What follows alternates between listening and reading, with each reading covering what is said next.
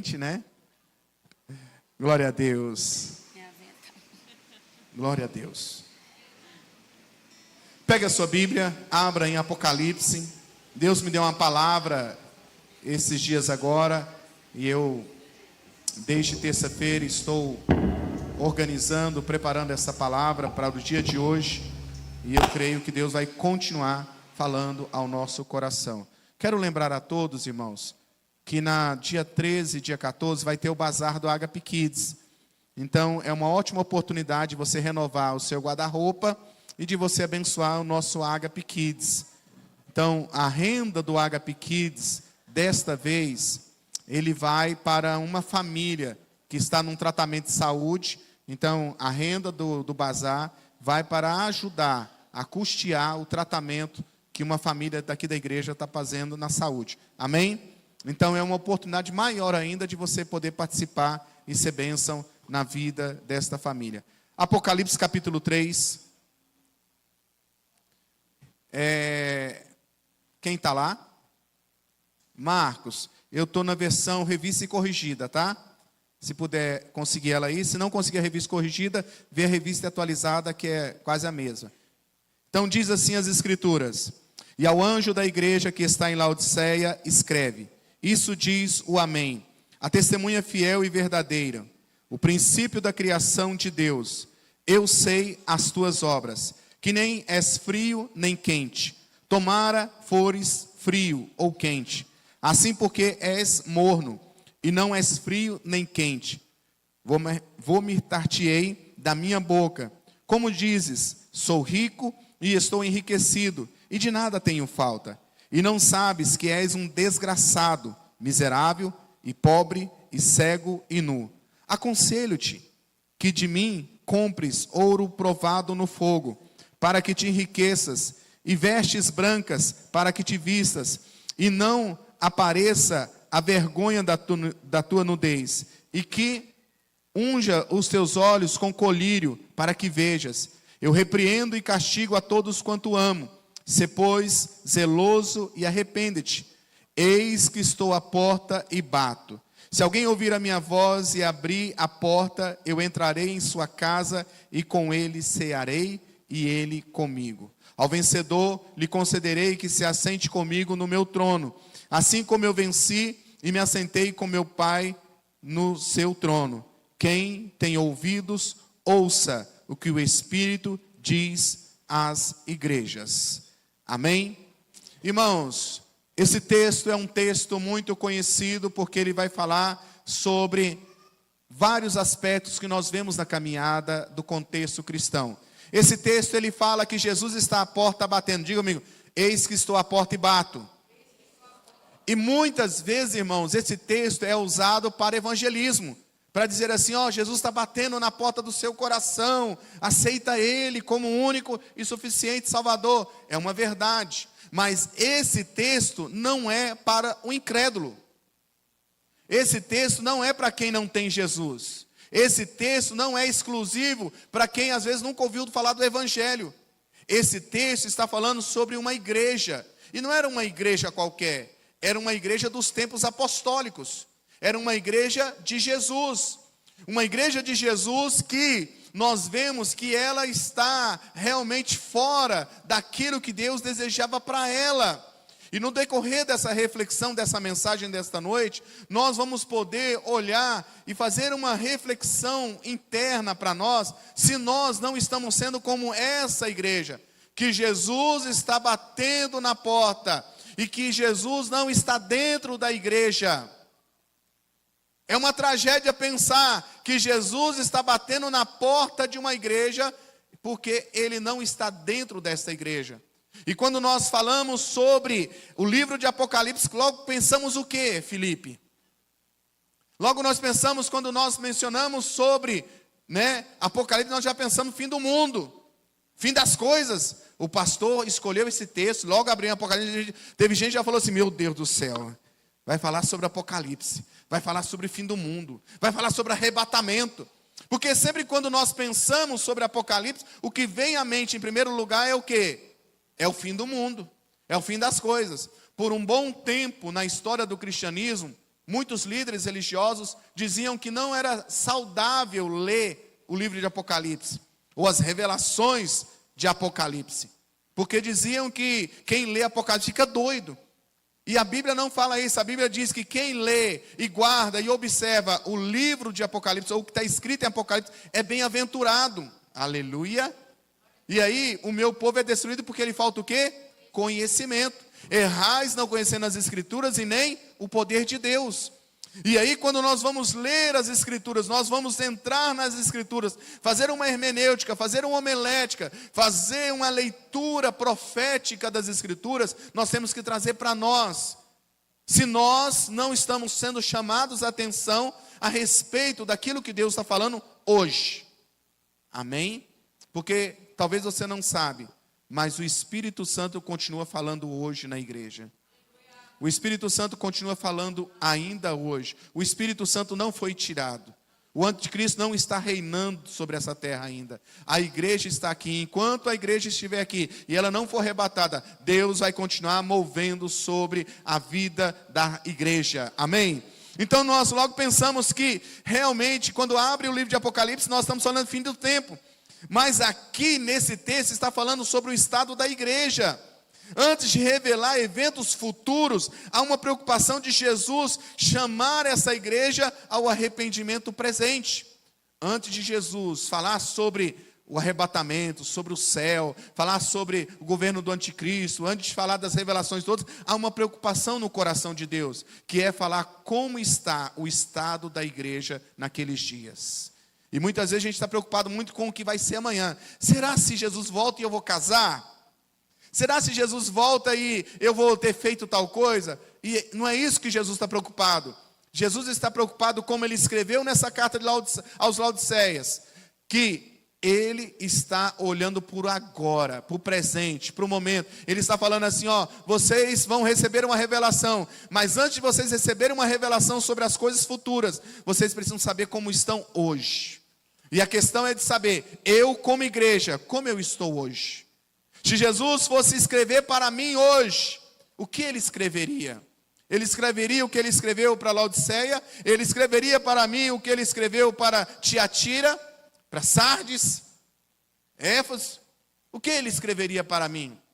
E aí eu preciso realmente estar bem atento o que Deus está falando. E nessa noite Jesus está querendo falar com você, comigo, conosco, sobre uma verdade clara sobre o Evangelho, que eu não tenho que ficar arrancando os cabelos pelo dia de amanhã, mas eu preciso cuidar do dia de hoje, porque é o hoje que vai fazer toda a diferença na minha vida. O que eu vivo hoje no Evangelho vai dizer muito do que eu vou viver amanhã. Aleluia. Porque nós estamos tão preocupados com o dia de amanhã, tão preocupados com o dia de amanhã, por isso que tem tanta gente ansiosa pelo dia de amanhã. A Bíblia diz assim, não andeis ansiosos por coisa alguma. E nós precisamos pensar no dia presente. E aí, irmãos, essas 7 cartas, a mais severa delas foi com a igreja de Laodiceia.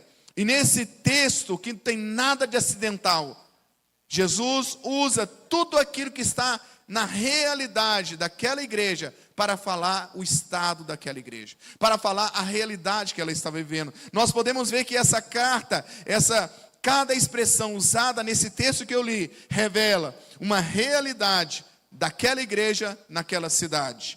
E aí, irmãos, tornando essa mensagem direta, compreensível, impossível de ser ignorada. A igreja de Éfeso, ela recebeu uma palavra, que ela precisava voltar ao primeiro amor. A igreja de Efésios, Gustavo, ela recebeu uma palavra de correção, de repreensão, falando assim, ei, acorda, igreja de Éfeso, vocês precisam voltar ao primeiro amor. Mas a igreja tampou os ouvidos para que o Espírito estava dizendo. Sabe o que aconteceu com aquela igreja no decorrer dos anos? Acabou. Lá onde que era essa igreja poderosa de Éfeso, sabe o que tem hoje? Nem 1% de cristãos. Porque muitas vezes, irmãos, Deus está falando, o Espírito Santo está falando conosco, e a gente sempre está achando que é com os outros, está achando que é para alguém, e Deus está falando conosco. O texto que eu li, ele termina dizendo assim, quem tem ouvidos, ouça o que o Espírito diz interessante que você tem quantas bocas?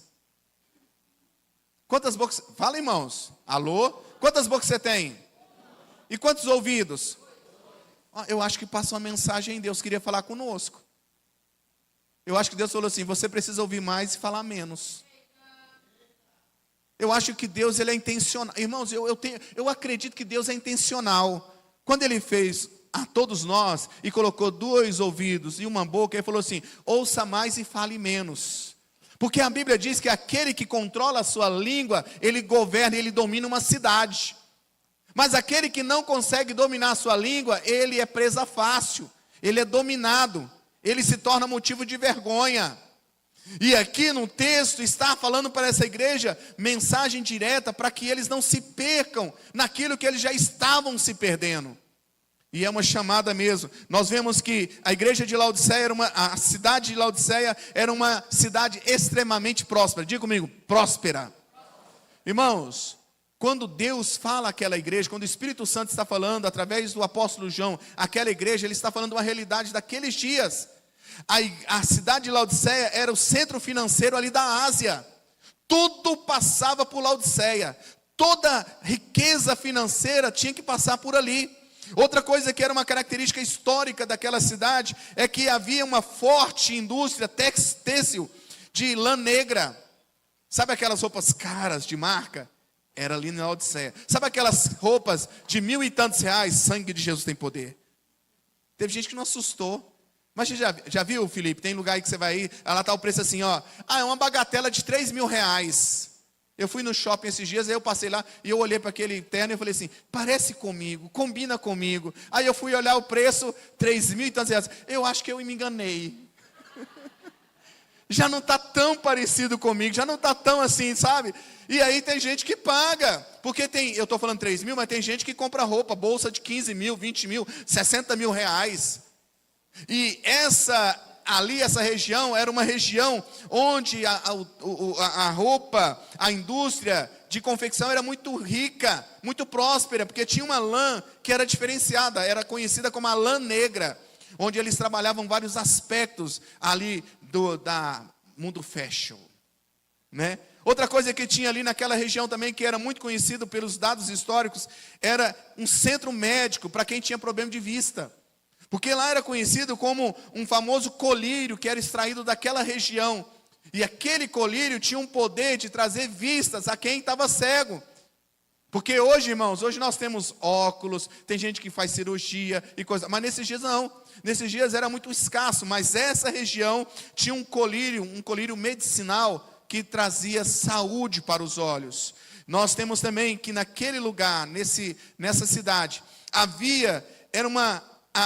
não havia uma fonte própria de água, mas a água que vinha por aquedutos, porque ali tinha essa coisa, e era algo que chamava atenção, porque eles fizeram todo um mecanismo, toda uma engenharia para chegar até lá a água.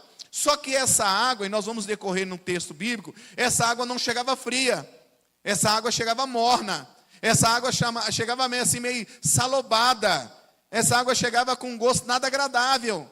E aí nós vamos ver que ela cheirava não tinha um cheiro agradável, ela era morna e ela não trazia conforto. E aí nós vamos ver que Jesus usa toda essa realidade da cidade para falar com a igreja dali. Uma igreja que se dizia rica, próspera, poderosa. Sabe? E aí Jesus fala assim: vocês estão falando algo, mas eu vou mostrar a realidade de vocês. Sabe, irmãos, por que Jesus usa essas expressões? Não és frio nem quente, és morno. Estou rico e não preciso de nada. Compra ouro e vestes brancas e colírios. É na realidade da história daquela cidade. Aquela cidade, ela se dizia uma cidade rica. Aquela cidade, ela se dizia que ela era avivada. Ela era fervorosa, porque você diz que é quente, poderosa, mas você é morna. E ele usa essa figura. E ele vai dizendo, irmãos, quando ele fala que não és crente nem frio, ele está dizendo assim, no versículo 15 e 16, que os meninos vão colocar no telão. Não és fria, é uma figura abstrata, é uma experiência diária. A água morna de Laodiceia não servia para curar nem refrescar ninguém. Era um desperdício. Era algo que era um prejuízo para eles.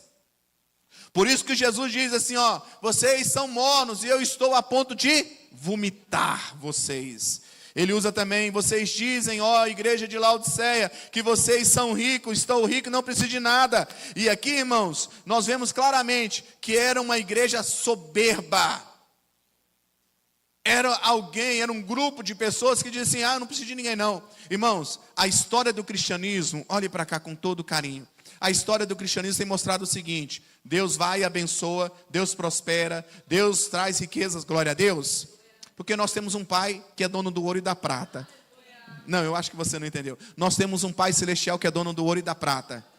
Amém? E aí, irmãos, você vê na história do cristianismo, sempre a igreja, ela recebe a palavra, vem um avivamento, Deus muda a história daquela região, como aconteceu na Europa, e aí começam a prosperar, começa a adquirir riquezas, sabedoria, Deus descobre as riquezas, Deus traz invenções, Deus traz prosperidade, Deus traz tecnologia, e aí sabe o que acontece?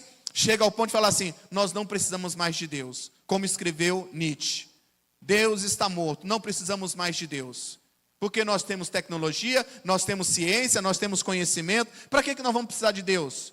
E aí colocam Deus de lado. E essa igreja está dizendo assim, nós somos ricos, abastados. Nós não precisamos de ajuda de outras pessoas. Nós não precisamos de ajuda de outra igreja. E aí Jesus, através aqui da revelação, ele está dizendo assim, vocês dizem que são ricos, mas vocês são miseráveis. E aí, irmãos, segundo a história, relata que esse lugar, que diziam que são ricos, prósperos, e que não precisavam do império, não precisava de ninguém, aconteceu um terremoto, e a cidade, ela realmente foi destruída. A autossuficiência econômica ali daquele povo, gerou uma cegueira espiritual. Irmãos, Deus quer te abençoar, Deus quer te prosperar, Deus quer te colocar como cabeça, Deus quer que você empreste e não peça emprestado, Deus quer que você esteja nos melhores lugares, mas isso não pode te roubar do lugar mais precioso de todos, que é a presença dEle. Você não pode se perder espiritualmente por causa de dinheiro ou posição social. Você precisa entender que toda boa dádiva vem do Senhor dos céus. Aleluia! Mas esse povo aqui, irmãos, eles se perderam, estavam cegos. E aí nós vemos que o conselho é, compra ouro e vestes e colírio. Por que comprar ouro? Porque eles estavam, e esse ouro, irmãos, ele está falando sobre uma fé genuína. Diga comigo, ouro, aqui é fé genuína. Porque a fé genuína passa pelo fogo.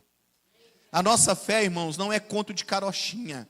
A nossa fé não é fábula. A nossa fé não é algo inventado. A nossa fé é o próprio Deus que se manifestou em carne, em Cristo Jesus, e trouxe a verdade de Deus para cada um aqui. Quem crê em mim e nas minhas palavras, certamente viverá eternamente.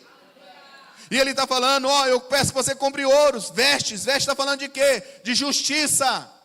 Irmãos, quantas pessoas estão por aí emperiquetados, mas estão nus?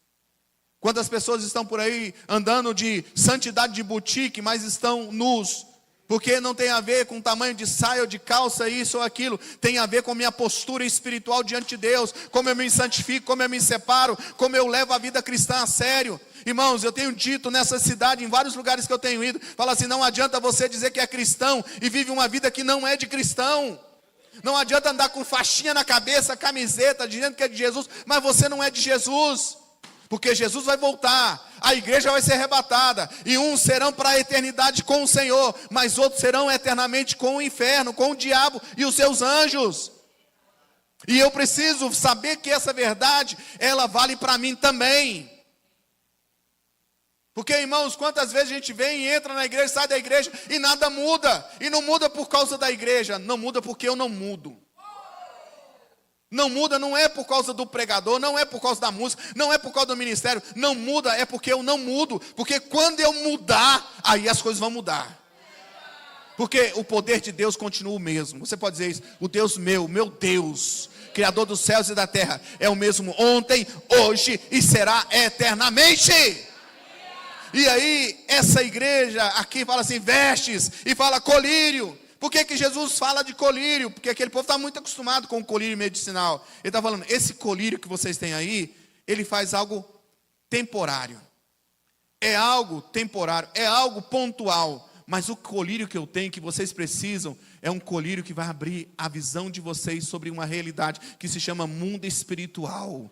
Irmãos, quantas pessoas estão dentro das igrejas, que não é o seu caso, mas que estão cegas para a realidade espiritual, estão cegas para o céu, estão cegas para a santidade, estão cegas para uma vida de compromisso, de relacionamento com Deus. Eles acham, não tem nada a ver, tem tudo a ver.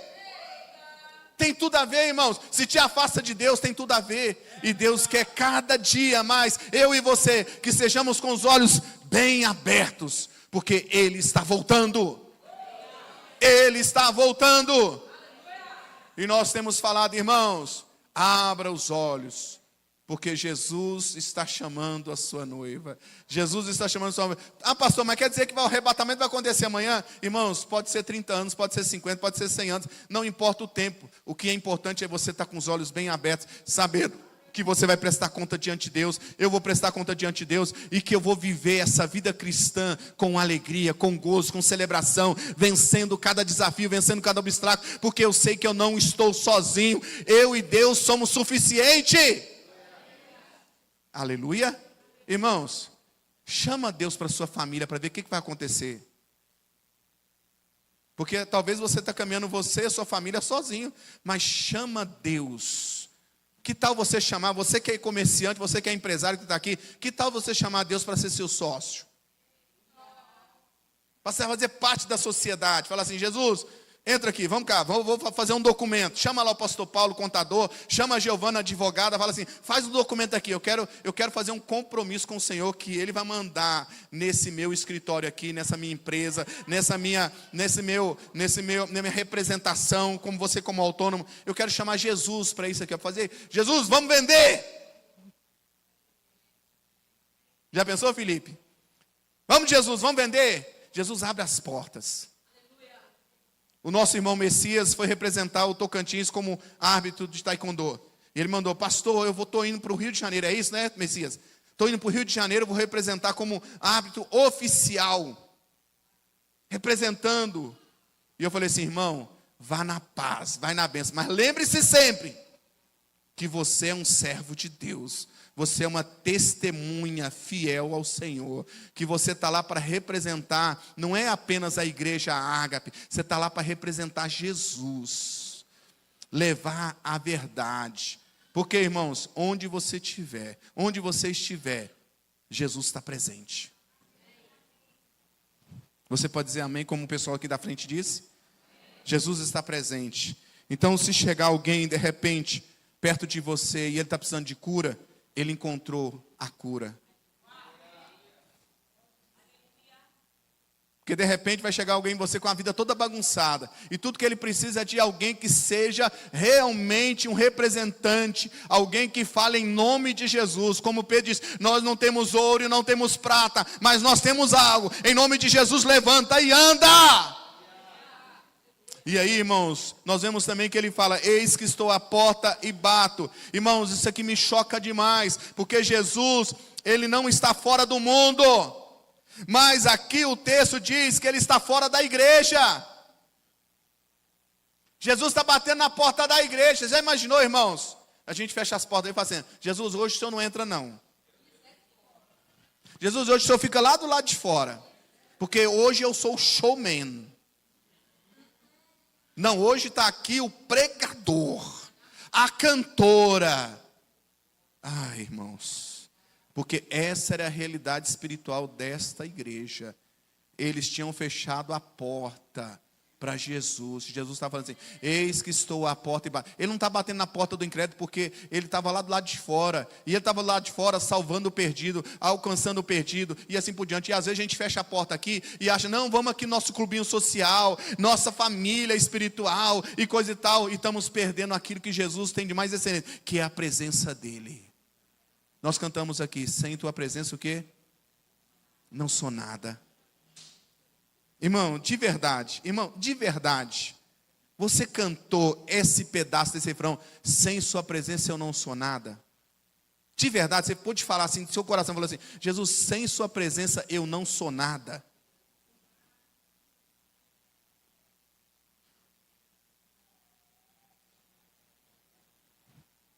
Hoje à tarde eu fui tirar um soneca, estava um pouco cansado e estava com uma dor de cabeça, saí daqui da igreja com muita dor de cabeça, tomei um remédio, aí deve ter baixado a pressão e fui deitar.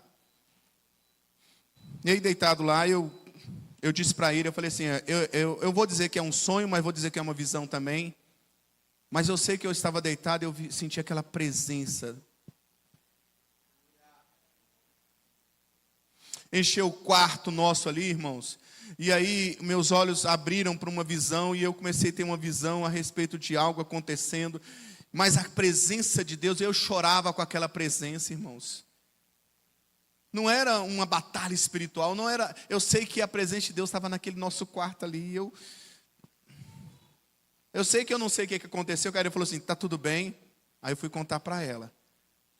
Eu fui falar para ela, eu estava tendo, eu não vou dizer que é sonho, mas foi uma visão.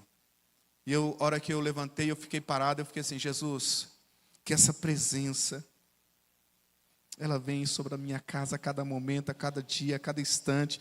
Que essa presença, ela vá nas famílias, ela pegue a minha família, ela pegue as demais famílias, que ela venha sobre essa cidade. E que as pessoas, elas possam ser impactadas pela presença de Deus, de se jogar no chão e falar assim, Senhor, tem misericórdia de mim. Como foi em vários avivamentos que aconteceram na história do cristianismo. Que a presença de Deus vem, irmãos. E não precisa de grandes pregadores, não precisamos de muitas estratégias. Nós precisamos da presença de Deus em nós, porque se a presença de Deus estiver em nós, irmãos, nós vamos ter mais temor, nós vamos ter mais amor, nós vamos fazer a coisa, não é porque o pastor pede, mas é porque eu estou com sede da presença de Deus, eu quero estar na presença dele, eu quero fazer as coisas para ele, eu quero realmente transmitir aquilo tudo que ele é para mim, aleluia. E aí, irmãos, quando a igreja perde o fervor, Cristo não se cala, ele confronta. Você pode escrever isso? Quando a igreja perde o fervor, Cristo não vai se calar. Cristo não se acomodou com aquela situação. Jesus não ficou assim, deixa eles lá, já sabe. Essa igreja foi plantada pelos apóstolos.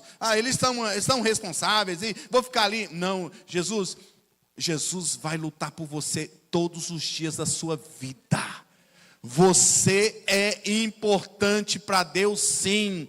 Deus se importa com você, sim. Ele sabe como eu e você vivemos. Ele sabe das nossas limitações. Ele sabe de tudo. Mas Ele não desiste de você. Ele está batendo na porta hoje. Ele está batendo na porta. E aí, irmãos, nós vemos que no versículo 14, ele diz...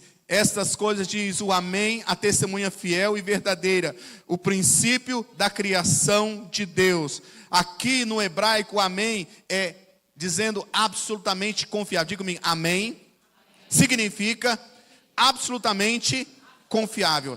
Aquele que é absolutamente confiável diz, é verdade o que eu estou dizendo. Aleluia. Ele está dizendo, o que eu estou falando é verdade. Não é uma revelação, fruto de imaginação. Ele está dizendo, aquele que cuida da igreja, ele é fiel e verdadeiro. Ele diz, eu não sou apenas uma verdade, eu sou a verdade. Irmãos, Jesus não é mais uma verdade, Jesus é a verdade. Testemunha fiel é um contraste daquilo que a igreja está vivendo. Ele está falando assim, vocês são infiéis, mas eu, Jesus, sou fiel. Ele é fiel. A Bíblia diz assim, mesmo que nós sejamos infiéis, Ele permanece fiel. Deus é fiel. Deus é fiel. Deus é fiel. Você pode falar mais alto? Deus é fiel. Deus é fiel. Deus é fiel. Deus é fiel para abençoar essa cidade. Fala mais alto, meu irmão. Deus é fiel para abençoar essa cidade. Deus é fiel para abençoar a minha casa. Deus é fiel para mudar a minha vida. Deus é fiel para mudar toda a história desta nação. Deus é fiel. Ele não deixa as suas promessas caírem por terra, porque Ele é fiel. E ele continua dizendo, o princípio da criação, isso no grego é a origem, fonte de todas as coisas. Essa palavra, o princípio da criação no hebraico, no grego, não no hebraico, no grego, está dizendo, Jesus, ele não é criado, ele é o Criador. Aleluia, aleluia. E aí, irmãos, antes de Jesus corrigir a igreja, ele se apresenta como a autoridade fiel de falar à igreja. Sabe quem está falando nessa noite, irmãos? Não é o pastor Jean. Porque essa mensagem ela não é muito agradável. Essa mensagem ela é confrontadora. E muitas vezes, irmãos, quando o homem vai falar por si só, ele tem que bancar. Mas como não é o Jean, ele é apenas um porta-voz limitado, mas é o Espírito Santo que está falando a cada coração aqui, ele é fiel e ele cumpre a sua palavra. E Deus está falando para mim e para você, eu quero um povo fiel, eu quero um povo que não esteja morno, eu não quero um povo religioso, eu não quero um povo que venha apenas na oração, mas eu quero um povo de oração, eu não quero apenas evangélicos, eu quero nascidos de novo, eu não quero apenas uma igreja cheia sem a minha presença, eu quero estar dentro da igreja, eu quero fazer parte da vida da igreja, eu quero ser o fator transformador da igreja. Aleluia. O versículo 15 e 16 fala sobre a tragédia dessa morneza espiritual. Irmãos, o morno espiritual é uma tragédia. Olha, não és frio nem quente, e estou ao ponto de vomitar. Irmãos, a água que chegava àquela cidade não era uma água que dava para beber. Era uma água que, vamos dizer assim, quem vai em Caldas Novas, lá tem a água potável e tem a água das piscinas. Que ela vem a água quentinha, tem um quentinho que vai lá do vulcão, do todo o processo, que ainda passa pelo xixi das crianças, dos adultos, fica tudo quentinho. Tem uns que tem até que trocar, porque senão não dá. Porque o vapor sobe e fica insuportável. Ele está usando essa expressão e dizendo o seguinte: vocês não toleram água morna. A água morna faz mal para vocês. E vocês querem estar diante de mim de uma forma morna. Vocês não são nem frios e vocês não são nem quentes. Vocês querem crente meia boca. Quer ficar aí assim, sabe? Sou evangélico, sou gospel. Eu vou na igreja, eu bato meu ponto no domingo. Irmãos, o frieza aqui está dizendo sobre o quê? Que é uma rejeição espiritual aberta. Ser frio, que está falando assim, ó, eu sou frio, não quero compromisso, tal, e assim, ninguém me enche a paciência, não. Você não é isso. E o quente é o quê? Que é aquele que é fervoroso, tem uma fé viva, sabe, poderoso. Não, esse aí é exagero, é fanatismo. Isso aí deixa para a pastora Íria. Ela que é do reteté. Deixa para a Paulinha, que ela é que gosta de bater na Bíblia. Tá! Tá! Não, para que isso? E a gente ainda fica assim, para que isso? Aí, irmãos, tem gente que vai assistir seu time de futebol, Robson. Ele, irmãos, ele grita, ele pula, e ele se expressa, e coisa, e ele até, irmãos, vocês acreditam que ele até xinga a mãe do juiz? Porque ele está tão ali envolvido. Aí quando ele está diante da presença de Deus, que a Bíblia diz, entrai pelas minhas portas com louvores, celebração, gritos de alegria, palma nas mãos. Irmãos, é isso que a Bíblia diz. Entre na minha presença com palmas nas mãos, com alegria, com júbilo. Tem gente que está assim. Ele está cantando renova, ele renova-me, Senhor Jesus. Já não quero ser mais igual. Ei, mas a irmã veio hoje. Sangue de Jesus em poder. Deus, queima essa mulher. Uma fé viva é aquela que diz assim: alegrei-me com os que me disseram, vamos à casa do Senhor.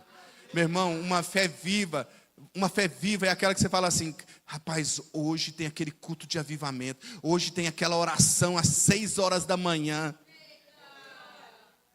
6 horas da manhã, tem lá, eu perguntei aqui no curso de família hoje, eu perguntei assim, irmãos, teve gente hoje que levantou 5h30 da manhã, teve gente, não, 5h15, pastor, não, 5 horas, olha meu olho do jeito que está, mas estou alegre, estou feliz, aleluia, amém? Então nós precisamos, irmãos, olha só, Morno fala sobre indiferença religiosa. Morno fala sobre aparência sem paixão.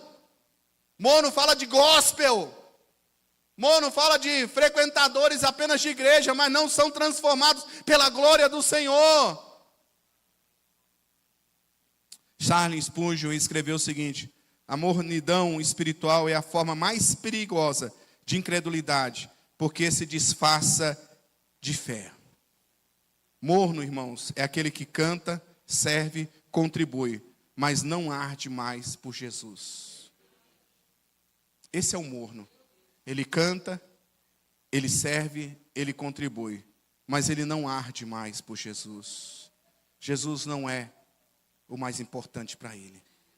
Se alguém virar torto para ele, olhar torto para ele, se a mensagem não for muito agradável, aí eu não gosto de jeito que vai a pastora Ira pregar não, porque a pastora Ira bate demais. Então, não vou não, porque ela bate demais.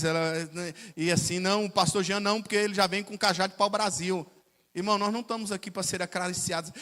Chega assim, ovelhinha de Jesus, bebezinho de cordeiro, florzinha. Não, irmão, nós somos aqui como filhos amados de Deus, que Deus quer que a gente deixe de ser menino espiritual e sejam homens maduros na fé, homens que levam a sério, homens que compreendem que os filhos, irmãos, hoje eu falei no nosso curso de criação de filhos, eu falei assim, irmãos, qual é quem aqui que tem pai, quando você está em casa e você está lá lendo a Bíblia, qual é a reação do seu filho? Se você está em casa, seu filho chega e você está com a Bíblia aberta, ou você está de joelho orando, qual é a reação do seu filho? Qual é a reação do seu filho? Sabe o que seu filho faz? Alô, é do SAMU? Vem buscar um homem aqui que eu acho que ele está meio assim, meio doido. Porque eu nunca vi ele lendo Bíblia, eu nunca vi ele ajoelhado. Ou então ele chega para a mãe e fala assim, mãe, qual foi a besteira que meu pai fez? O que ele fez? Porque ele está lendo Bíblia, ele está orando, está de joelho, ele deve ter feito uma coisa muito complicada. Ele deve estar clamando para Jesus não deixar vir fogo do céu. Mas sabe qual deveria ser a verdade? Dos nossos filhos, olhar para as nossas estantes e ver lá várias Bíblias, dos nossos filhos ver a gente ajoelhado, orando, dos nossos filhos ver que a gente vem para a igreja orar, jejuar, que os nossos filhos têm como vida de prática nossa, que aquilo que nós falamos no discurso é prática diária da nossa fé. Os nossos filhos não podem falar assim, meu pai está jejuando, minha mãe está jejuando. Irmãos, tem que ser normal para eles. Tem que ser algo normal. Não pode ser, nossa, será por que meu pai está jejuando? Está gordo daquele jeito e nada muda. Porque jejum, irmãos, não é para fazer emagrecer. Jejum é para confrontar eu e você. Se você acha que jejuar para emagrecer, você vai continuar gordo. Porque jejum espiritual não é para emagrecer. Jejum espiritual é para matar nossa vontade, matar nossa carnalidade, nos levar mais próximo de Deus. Se você está fazendo, eu vou fazer jejum porque vai me ajudar, vou emagrecer. Irmão, você vai engordar 3 quilos a mais. Porque o jejum tem que ter um propósito. É como ler a Bíblia, irmão. Já pensou chegar aqui? Irmãos, porque eu li hoje 10 capítulos. Oi, fariseu, hipócrita. Irmãos, nós não estamos aqui para falar quem lê mais Bíblia, quem jejua mais, quem canta mais, quem prega mais. Não é nosso propósito. Eu quero saber quem tem mais o coração de Deus. Quem Deus pode olhar e falar assim, meu servo bom e fiel. E aí, irmãos, nós olhamos que aquela igreja, sabe como que eles faziam avaliação, pastor Manu? Eles olhavam e diziam assim, Jesus olha para nós e diz que nós somos ricos, abastardos e poderosos. Mas sabe qual é a avaliação espiritual que Jesus fez àquela igreja? Pobre, cego e nu. Diga comigo, pobre, cego e nu. Aquele povo, financeiramente, eles tinham muito dinheiro. Aquele povo, eles se gabavam porque eles tinham um remedinho lá que fazia eles chegar melhor do que os outros povos. Aquele povo lá tinha a lã negra que era o top das vestes dos dias. E Jesus fala assim, vocês são pobre, cego e nu. Porque a leitura deles, Robson, era de quê? De um povo poderoso. Mas Jesus dá o diagnóstico. Vocês são pobre, cego e nu. A maior decadência, O maior sinal da decadência espiritual é quando uma pessoa perde a consciência da sua própria miséria diante de Deus. É quando eu só olho para os outros e não olho para mim. É a pior tragédia de uma pessoa, é ela olhar só para os outros e ela não olhar para mim. Quando a igreja ou uma pessoa confia em estrutura, dinheiro ou tradição, Jesus fica do lado de fora. Quando você diz assim, agora é só Deus. Já viu essa frase? Agora é só Deus. Você já imaginou, se no começo, antes de acontecer tudo, você fala assim, Jesus, antes de qualquer coisa, vem agora. Vem agora. Eu não vou esperar dar tudo errado para convidar o Senhor. Eu quero que o Senhor no começo esteja presente. No começo do dia, aleluia. No começo de cada obra, no começo de cada projeto, no começo de cada sonho. Você fala assim, Jesus, vem. Porque você não vai precisar chegar lá na frente e falar assim, já tentei de tudo. Você tentou no seu braço, tentou na sua força. Mas que tal você começar já com um braço do Senhor? Aqueles que confiam no Senhor serão como os montes que não, mas permanecem para sempre. Irmãos, está no tempo de você parar de confiar na sua autossuficiência e confiar na suficiência de Deus. Aleluia! Deus é suficiente para fazer infinitamente mais do que pedimos ou pensamos. E aí, Jesus, ele traz, compre de mim ouro refinado. O que ele está falando? Compre de mim uma fé provada, genuína. Eu não estou falando para você ter uma fé descartável, uma fé gospel. Não, compre de mim, adquira de mim uma fé provada. Vestes brancas, como eu disse, justiça e santidade. Irmãos, Deus quer trocar vestes nessa noite aqui. Porque às vezes você está em veste de vergonha. E Deus não tem a ver com tamanho de roupa. Quem está me entendendo? Tem a ver com às vezes vergonha, timidez. Deus quer trazer vestes de santidade, de justiça. Deus quer trocar as nossas vestes. Irmãos, vai chegar aquele momento em que eu e você vamos nos apresentar diante do noivo. Tem homem aqui? Tem homem aqui? Noivinha de Jesus. Você já imaginou você vestir de noiva? Jesus mexe com a gente umas coisas, né? Jesus chama a gente de noiva. Aí já imaginou esse negócio? É bem engraçado, né? É bem engraçado esse negócio. Mas deixa eu dizer uma coisa para você. Se você não for noivo, você não vai casar. E se você não casar, você não pode entrar para as bodas do Cordeiro. E se você não entrar para as bodas do Cordeiro, você vai para a condenação eterna. Então, eu sou noiva de Jesus. Aleluia. Tem alguém que é noiva de Jesus aqui?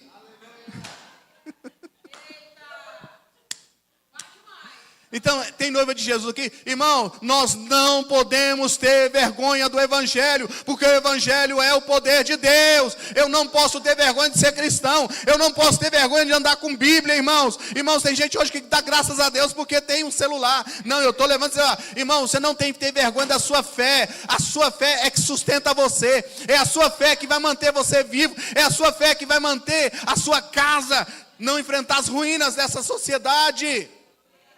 É a sua fé, não ter vergonha. Alguns por aí, irmãos, usam a fé para ganhar voto, para ganhar dinheiro, para ter posição social. Não é o nosso caso. Nós temos uma fé porque nós sabemos em quem cremos. Porque Ele vive, posso crer no amanhã. Porque Ele vive, temor não há. Mas eu bem sei, que a minha vida está nas mãos.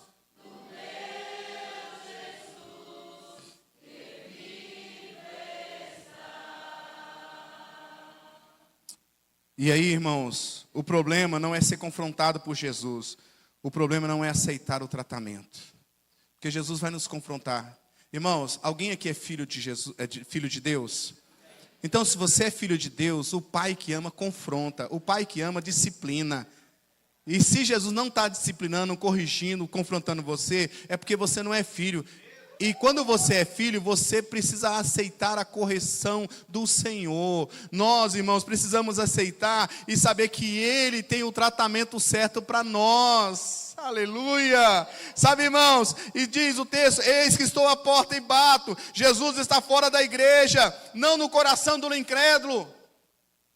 Irmãos, ele diz que naquele dia do casamento, os escolhidos vão dizer: eu tenho que trabalhar, eu tenho que cuidar da minha empresa, eu tenho que casar. Olha o que Jesus conta. Ele fala assim: vai lá e chama os escolhidos. Não, eu não tenho tempo, eu não posso, eu tenho que casar, eu tenho que construir minha empresa, eu tenho que fazer isso, eu tenho que fazer aquilo. Senhor, ninguém quis vir para o seu casamento. Ninguém quis vir. Então vai, na onde? Nos becos, vielas, nos lugares que ninguém está se importando. Vai lá e chama todos.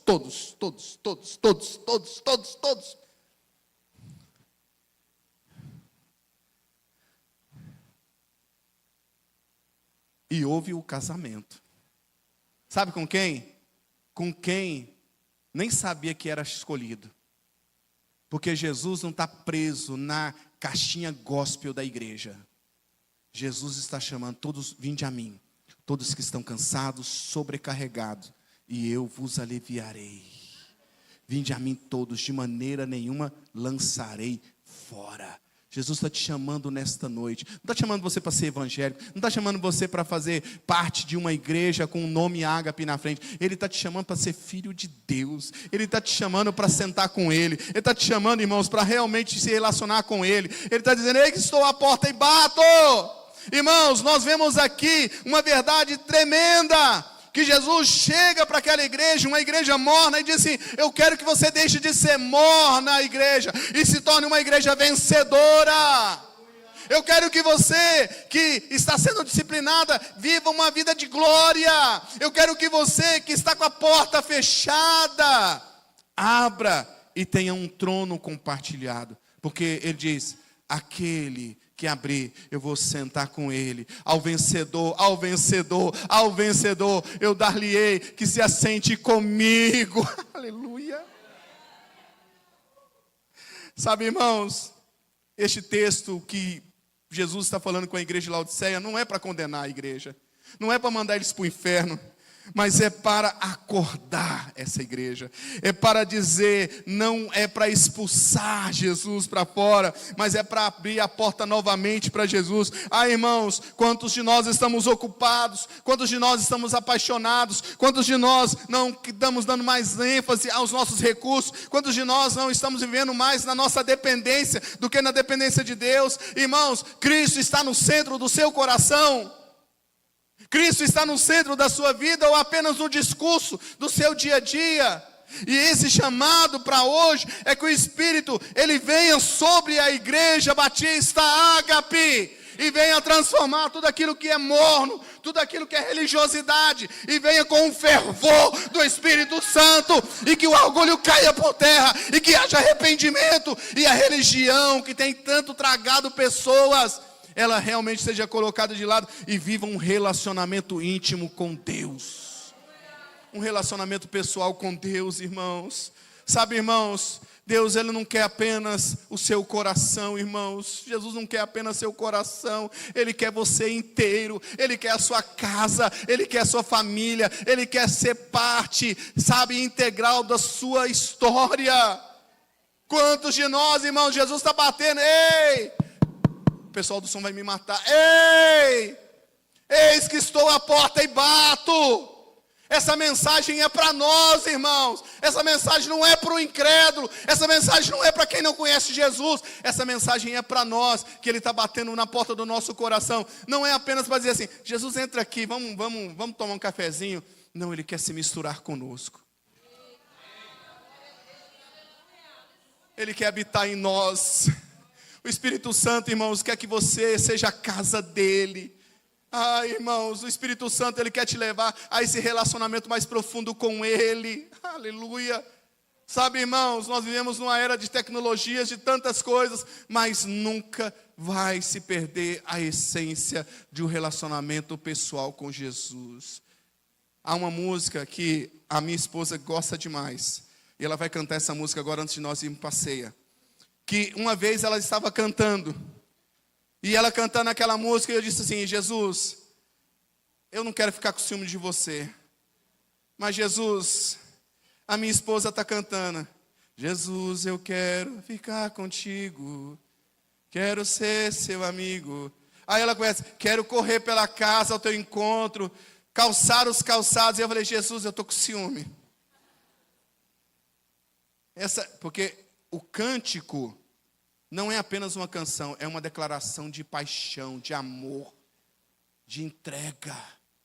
Ele diz: quero vestir a camisa de Jesus. Irmãos, quantos andaram? Ela já vai subir, irmãos. Ela vai subir. Quantos, irmãos, quantos andaram com Jesus, Robson, nos dias que Jesus estava aqui? Quantos tiveram contato com os milagres de Jesus? Quantos ressuscitaram na ressurreição de Jesus?